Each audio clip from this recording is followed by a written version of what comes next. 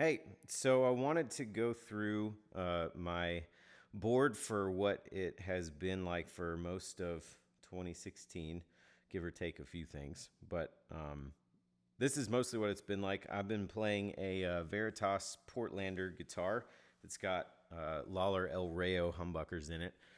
And I'm usually running stereo if I can. I play mostly at church, and I have the luxury of doing that, and so I do. I like how big that things sound when it's stereo. So I've got my Morgan RCA35 as my amp. That'll be the amp in your right ear, which I've been playing for several years now. And then on the left ear is a third power dual citizen, which is a like American-British hybrid. I'm kind of an American amp person, so I'm just using the American part of that because I don't like the British part. It's good though if you like British stuff. So that's that. With nothing just going into the board and bypassed, it sounds like this.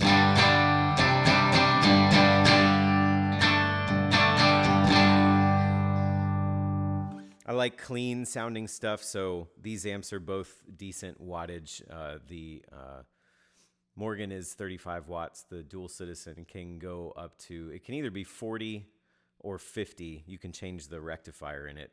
It's on the tube rectifier setting at the moment, so it's a 40 watt amp. But they're both set to just be pretty bold, pretty clean sounds to begin with, and then use pedals from there. So the first thing that happens is underneath the board, which you can't see, there's a Walrus Audio Phoenix that's powering this. This is a pedal train, Classic Junior.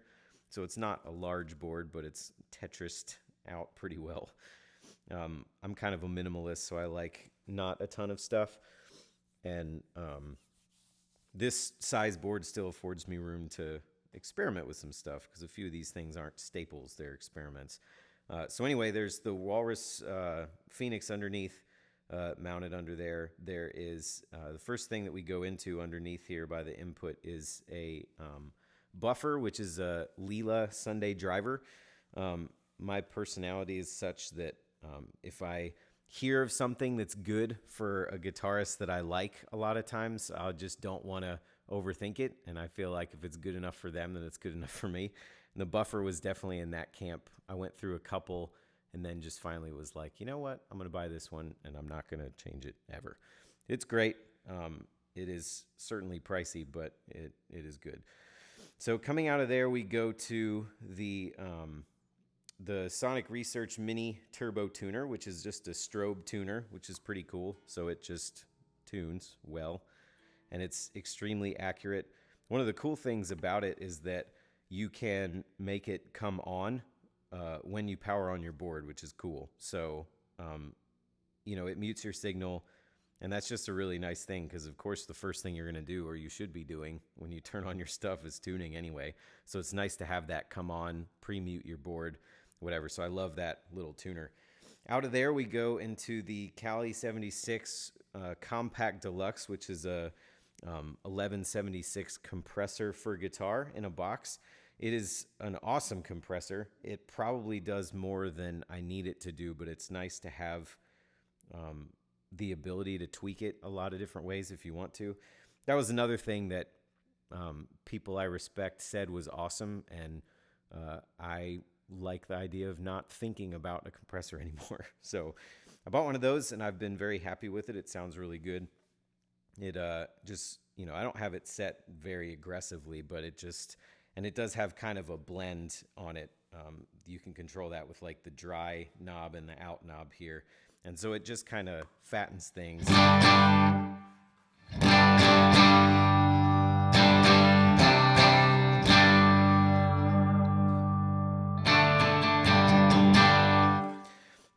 And the LED's not I don't know how well you can see it in the video, but it kind of changes color, like it's red like this if it's off. And then if it's compressing, it kind of turns orange. If it compresses a lot, it turns like a brighter yellow, which is neat to kind of have feedback on when exactly it's releasing and how quickly it attacks and how hard it's pushing and all that stuff. So It's a great compressor. From there, I think right now we're going to the Bit Commander, which is a bit of an experiment that I've had for a little while. It just makes really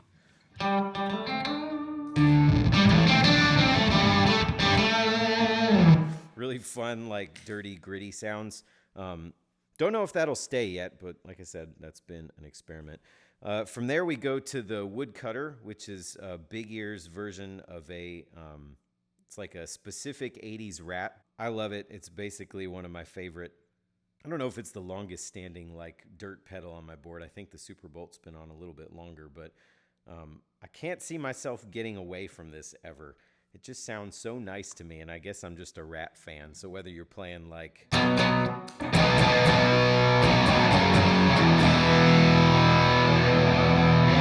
or just especially like single note stuff,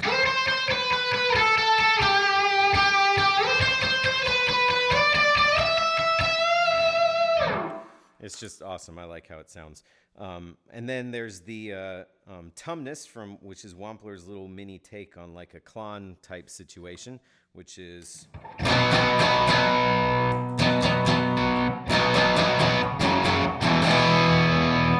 just a nice. I don't really work in stages so much. Like the distortion is first, and then these are both like light to mediums, and I don't stack much of anything. I feel like stacking with this Rat would be a giant mistake no matter what. At least that's me. And then I've occasionally stacked these two, but I don't usually. And then there's the Superbolt, which is just kind of a little bit of just a little growly. I suppose if you were gonna classify that as a stage, I would call that first stage, but it can sound good to stack these.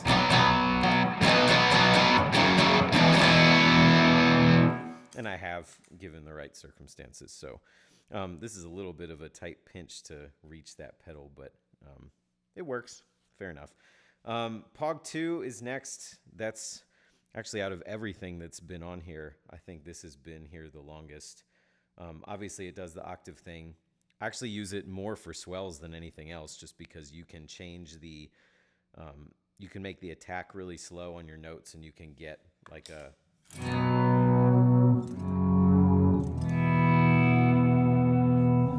which I use a lot. I'm a worship pastor, and so I like to not think about what my feet are doing. I like to think about other things, and so it's nice to not have to worry about using a volume pedal. I've actually never had a volume pedal my whole life, so there's that. So Pogs for that. From there, we go to the Timeline, and then we go stereo out of the Timeline, stereo into the Big Sky, stereo out to the amps up there. Those things are, you know enough about those. They're controlled by this little fellow over here. This is the Disaster Area DMC4. It's basically will let you control via MIDI what presets that you access on both of these, which is super handy. So right now you can see, oh, well, this is another little thing, like, well, whatever. So you can bypass both units on their own, which is helpful. So you can just hold this thing down, and then it brings up your presets that you have. The way I like to do it with these two things, like if you press these buttons, like the button on the center, you can go back and forth between, like on the Big Sky, it's the decay time. On the Timeline, it's the BPMs of the song. And so I keep one of them on the name of the song. They're both named the same. And then I keep the Timeline pushed to the BPM so that I can always see the name of the patch I'm on, because I set up different patches, the same, like a patch on each one per song, if that makes sense. So if I'm playing a sound, I have a patch for that sound set up on both. So I can always see the name of the song and the BPM, which is just nice. I don't need to see the BPM because it's programmed, but it can be helpful occasionally, and I just like it, so that's what I do. And then in terms of everything else, this can just, it has different presets on it, the DMC does, and so it'll just call up different patches as I need them with one click, which is immensely helpful for me. And so I've changed the way the workflow works on that a little bit here and there. I used to just use Strymon's editors, and I would just rearrange all my presets, and this would just cycle through like the, bank 0 presets in here one at a time, and I would just use the software to change which one was first. Lately, I've been setting the presets on the DMC, which is cool too. So basically, this is the Generation 2 version. They have a Gen 3 now that I think controls more devices, but you can control up to 3 MIDI devices on this thing. And so when you set it up, you can tell it, like, what's your A, B, and C device. And so if we go into here, this is telling me that my A device is my timeline because I set it up that way. So this is bank 23 button A on my timeline is what that's telling me. And then if I go to B, I'm also calling up patch bank 14 slot B on my Big Sky. Now you can go over here, and this box can actually control the looper on your timeline, which I don't loop live or anything, but it's really useful to, if you're like dialing in an amp that's somewhere else, that I use it more often for that than anything else. I'll just start playing something and then go check it like at the amp, so I have myself playing somewhere. It's very useful for that. But anyway, changing what patch you're on is really easy. So let's say I wanted to call up something different than what's in here for preset 4. So first I would go here and I would scroll through. I'd probably switch to the name thing here so I can see what I'm looking at. So I'd scroll through these presets and I'd find the one that I want on my timeline. Then I'd go to my B device and I'd find the one that I want on my Big Sky. They don't match, but whatever. Then I'd just come back to the main screen and I'd hold this here button until it blinks, and then I'd save it right there. And there you go. My preset for number 4 is exactly what I set. It's really easy.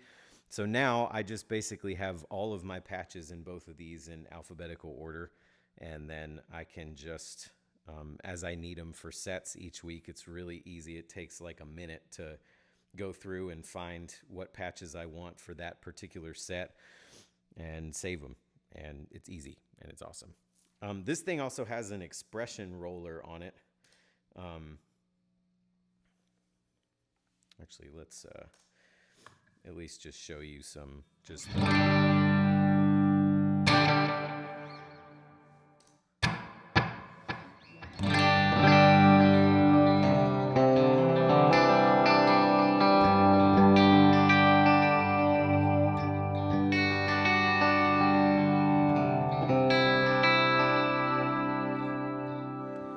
You've heard Timeline and Big Sky 1,000 times, but they sound really good, especially in stereo. They sound pretty much awesome. This thing is a little expression roller on the side where you can assign that to control expression of one or more parameters on both of these at once, which can be helpful. I've used it a few times, like say I'll assign it to the mix on the timeline or whatever.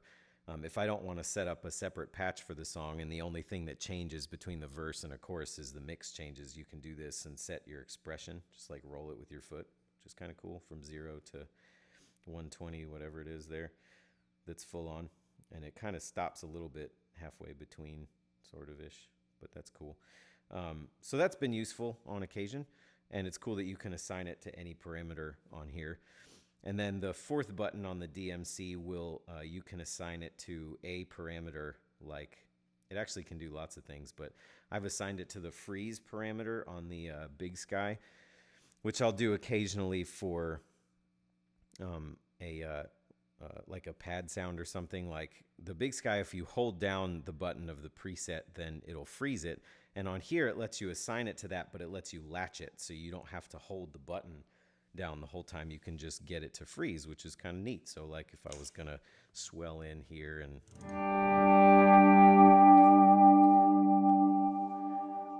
then it's just gonna kind of hover there, which is neat, without me having to do anything. So, and then it'll just, when you turn it off, it just fades with whatever the, kind of decay time you have on that patch is. And so there you go. There's that. I don't think there's anything else, but that's the walkthrough. 2016 board. Hope it's helpful.